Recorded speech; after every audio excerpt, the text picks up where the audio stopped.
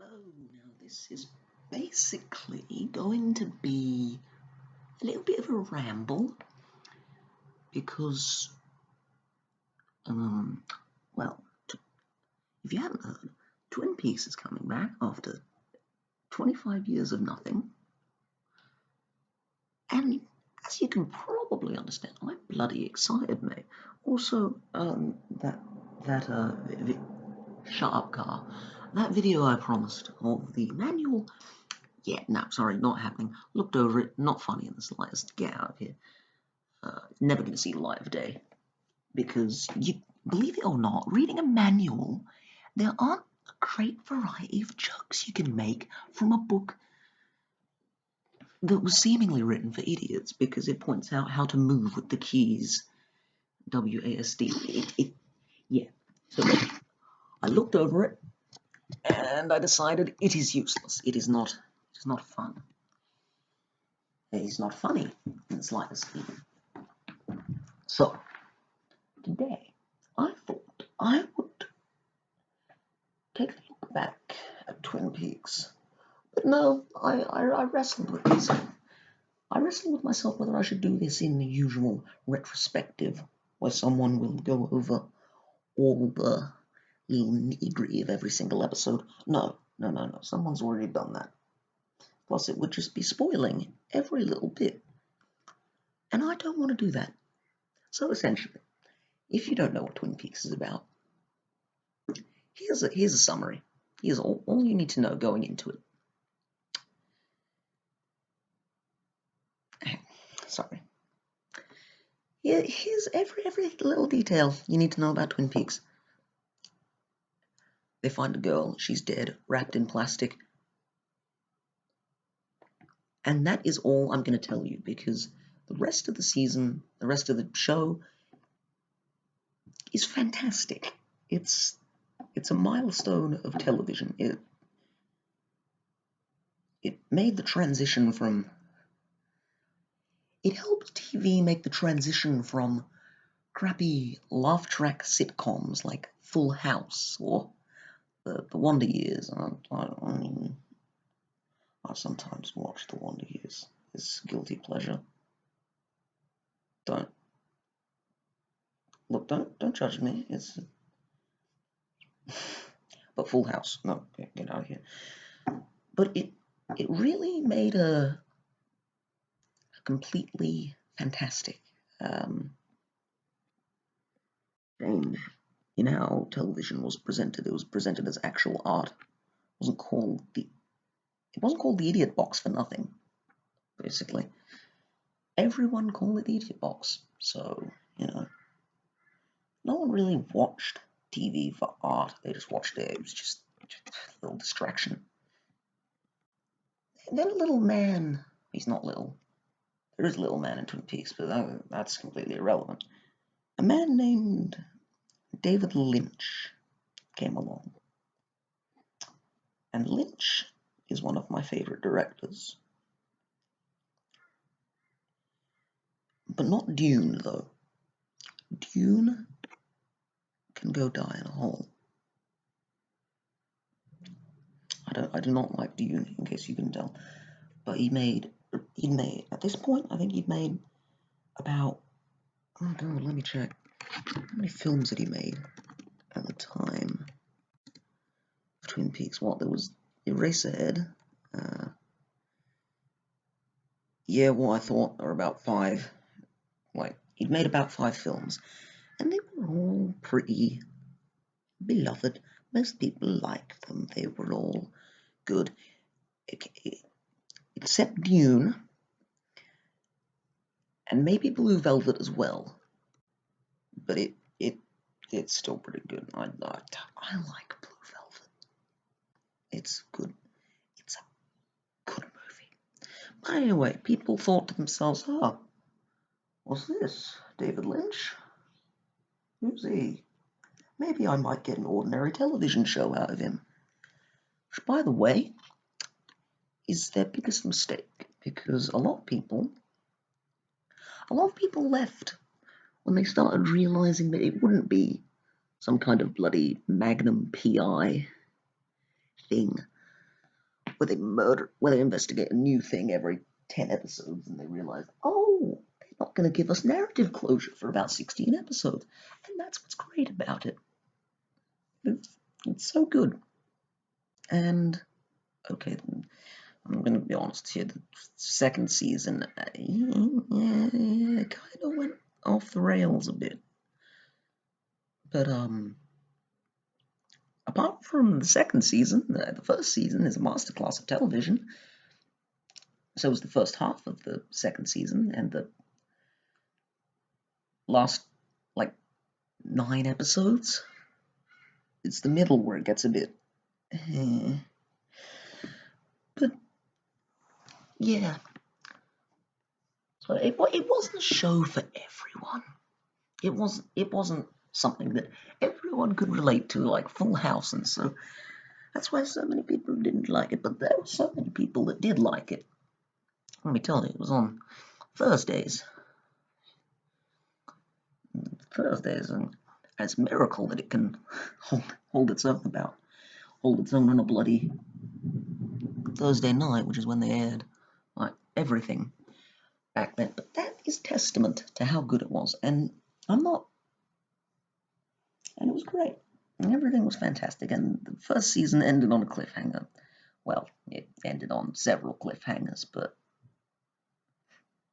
that was Mark Frost. Yeah, Mark Frost is the guy that also co-creator with David Lynch. But everyone remembers David Lynch because he was also involved in the feature film and pretty much everything else. Yeah. But really, they both did a hell of a lot. Mark Frost wrote tons of cliffhangers into the last episode of season 1 so that ABC would have to renew it because, otherwise people would call them evil and other such derogatory terms. And so, for about 6 or 4 months, there was no Twin Peaks. Oh, no, that's not strictly true. There was Twin Peaks everywhere. There were T-shirts, mugs, everything you expect to see from a new up-and-coming cultural phenomenon. And they even made a tie-in novel. And it's not like one of those Star Trek tie-in novels where they contradict everything. And nerds in the fandom like to point out, oh no, you contradicted word 15 of page 60 of Star Trek. The Borg gets plastic surgery. I don't bloody know. No, they made The Secret Diary of Laura Palmer, which was essentially, you pretty much had to read it. It gave so much insight into who the killer of Laura Palmer was, long before they actually revealed it. And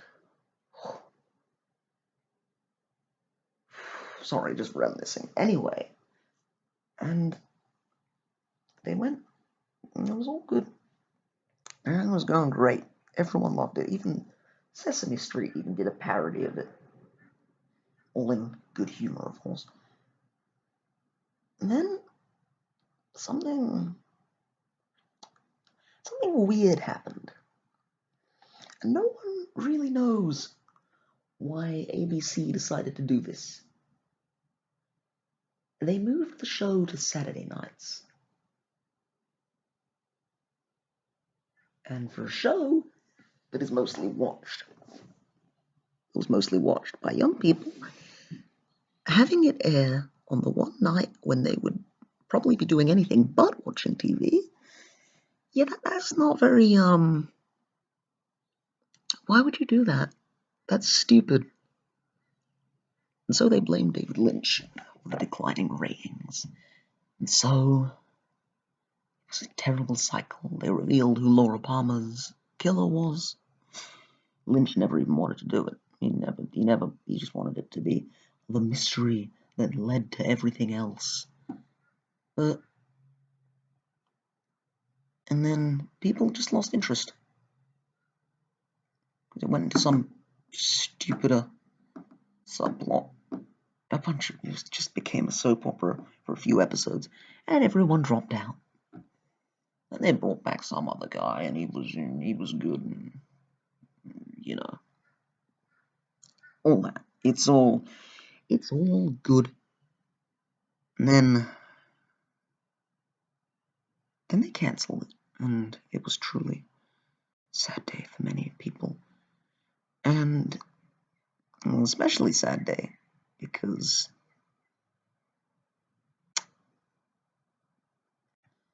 they left it on a cliffhanger. And I'm not going to tell you what the cliffhanger is because this is a spoiler-free review. But it broke everyone's heart, including mine. But really, it wasn't over yet. Nah, it was only very, very close to over. Ridiculously close. And that was the television series, really, in a nutshell. But it wasn't over yet. Oh no, they still had one last trick up their sleeve. A trick that was hated for decades. Am I being dramatic enough yet? Is it working? Have I got the ratings, David? Okay. Anyway, yeah, essentially. And so, in 1992, or probably a bit before then, but this is when it was released, Twin Peaks Fire Walk With Me came out, and let's just say people didn't like it so much so that at the Cannes Film Festival, David Lynch was booed. Yeah. That's... yeah. It's pretty rare for a film director to actually be booed.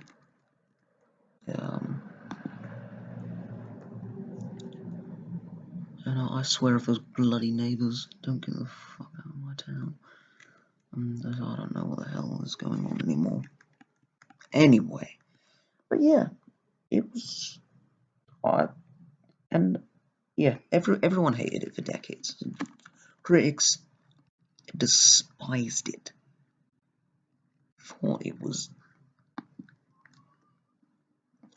one of the worst films ever made. But, and I'm going to say something here.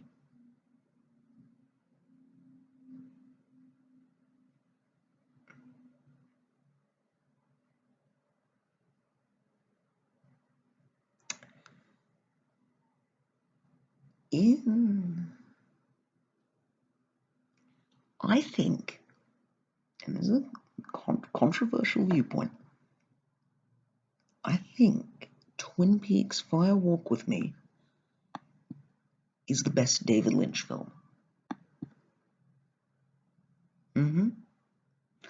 I'm telling the truth here. I genuinely think it's better than Blue Velvet or, like, I don't know, Mulholland Drive.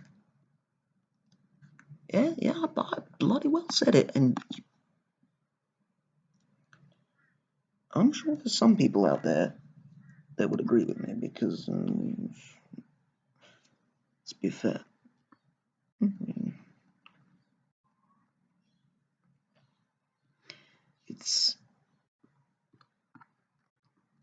See, David Lynch's usual motif is he takes the idyllic, perfect utopian American life, and he turns it on its head to reveal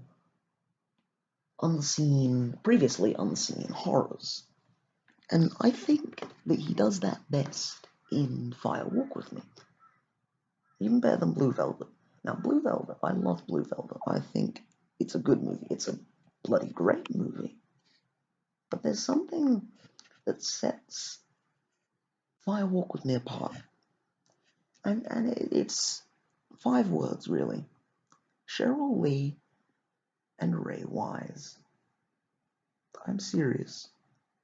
These two might be some of the greatest actors I've ever seen. I'm sorry.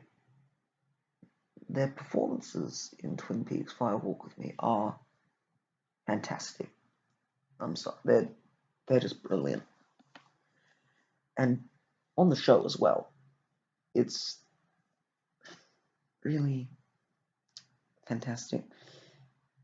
And I think Blue Velvet is great, but it doesn't have Cheryl Lee and Ray Wise.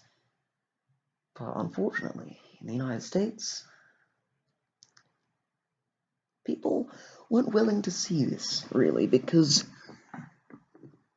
well, see, what made Twin Peaks very popular with many people was its quirky humor. The film has next to none of that. I can't really think of a single scene that is funny. It is a dark, dark movie. Like, I'm serious. This movie is really dark. 50 times more terrifying than the show. Although, nah, still good. The show's still good. But it's...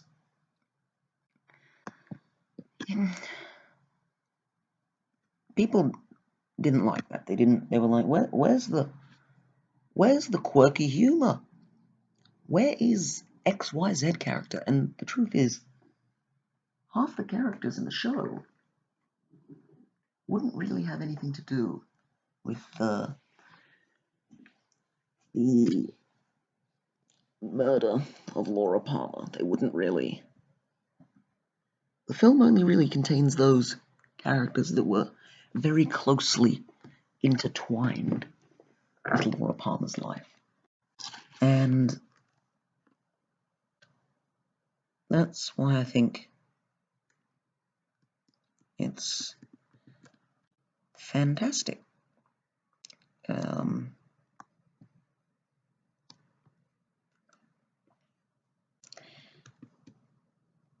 It really puts on display the demons that were only hinted at in the TV series.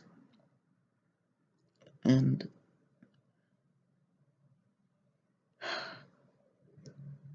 I would really like to see it have some more sequels that would have actually resolved those bloody cliffhangers. But as it is, it was a pretty damn fine ending. Not fine enough, because I still didn't get an answer as to what was going on with any of it. But hey, that's perfectly fine, because we've got another season coming up ridiculously soon. By the time I upload this, it's probably already going to be out. Probably. I don't know. The world, by the time you see this, it'll probably be like 50 years from now, and I'll suddenly become popular. That's never going to happen. But shush. We know.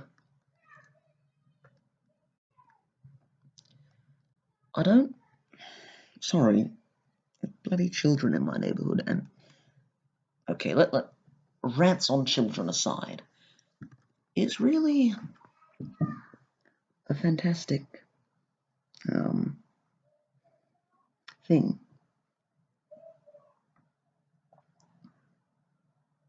And I think it has a lot to live up to, but I think he can do it. And really, he's David Lynch. I'm sure he can live up to it. Right. So, all that's left now is to keep binge watching a special edited edition that shows like 55 minutes worth of footage that tells basically the story of the entire series. Keep watching it, like non-stop. I'm sure nothing could possibly go wrong. Come home, Dale. We miss you. Please, come back into our lives. Also, what the hell was up with that monkey saying Judy? Who the bloody hell is Judy? Is it Judi Dench? Maybe that's it. Maybe Laura Palmer is going to be played by Judi Dench. I think we've cracked the code. And with that revelation, thank you for watching this video. Because I hope you watched it in its entirety. If you did, thank you very much. Yes, Italiano thanks you. I'm going to hell. But yes, goodbye. I see you in another video when I have motivation too, like this. This is very motivating. But anyway, goodbye, my friends. Toodaloo.